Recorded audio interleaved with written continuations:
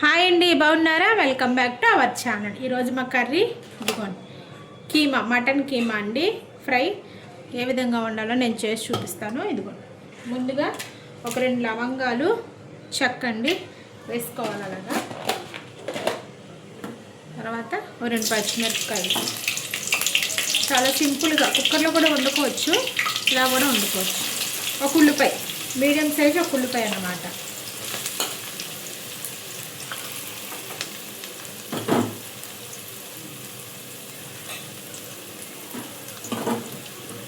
Medium size ఒక ఉల్లిపాయ,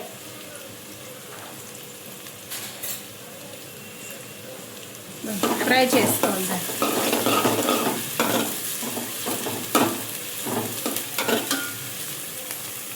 మనం కొద్దిగా సాల్ట్ వేసుకుంటే ఫ్రై అవుతుందండి.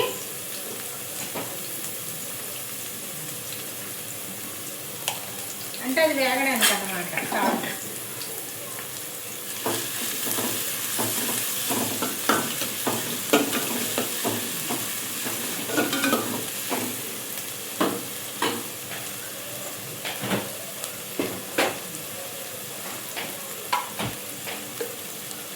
ఇదిగో ఫ్రెష్గా చేసి పెట్టుకున్న అల్లం వెల్లుల్లి పేస్ట్.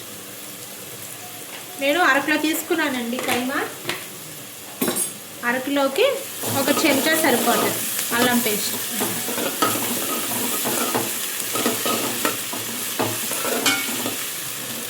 ఇలా ఫ్రై చేసుకోవాలి.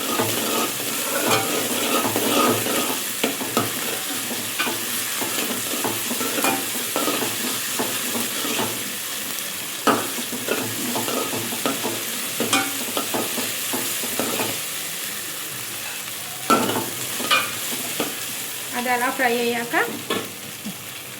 శుభ్రంగా కడుక్కొని వడకట్టుకున్న కైమా అండి అలా వేసేసుకోవాలి. ఇప్పుడు మనం కలుపుకోవాలి.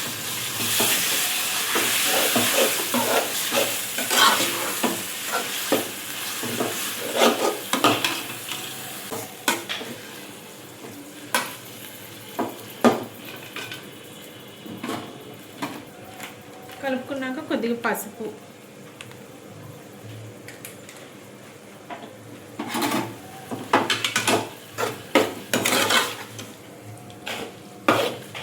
ఉప్పు అంతా దీన్ని పట్టేలాగా ఇలా కలుపుకోవాలి. దీంట్లో నీళ్ళన్నీ బయటకు వచ్చేయాలంటే నీళ్ళన్నీ బయటకు వచ్చేసాక అప్పుడు కారం అది వేసుకోవాలి.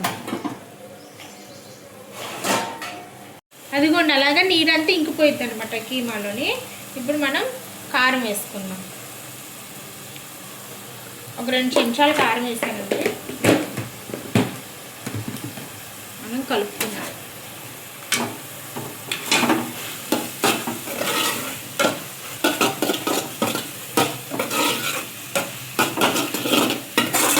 ఇదిగోండి, ఈ విధంగా కలుపుకోవాలి. అంతా దగ్గరికి అయ్యి చక్కగా మగ్గుతుందండి. చాలా బాగుంటుంది టేస్ట్. సింపుల్గా ఒక పావు గంట అరగంటలో అయిపోద్దండి ఇది.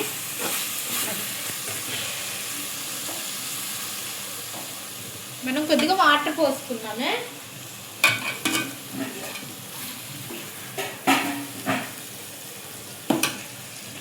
నేను ఎక్కువ వండనండి మటన్, అది రేట్ ఎక్కువ ఉంటుందని. అసలు వండను. ఎప్పుడు చికెను చేపలు వండుకుంటాం కానీ మటన్ చాలా తక్కువ. ఎందుకంటే అది కొద్దిగా బడ్జెట్ ఎక్కువ కదా, అందుకని. ఏదో ఈసారి వచ్చానండి వీడియో పెడదామని చెప్పని. అందుకో ఒక చిన్న కప్పు నీళ్ళు చాలని దగ్గరికి మగ్గిపోతుంది కారం వేసుకున్నాక.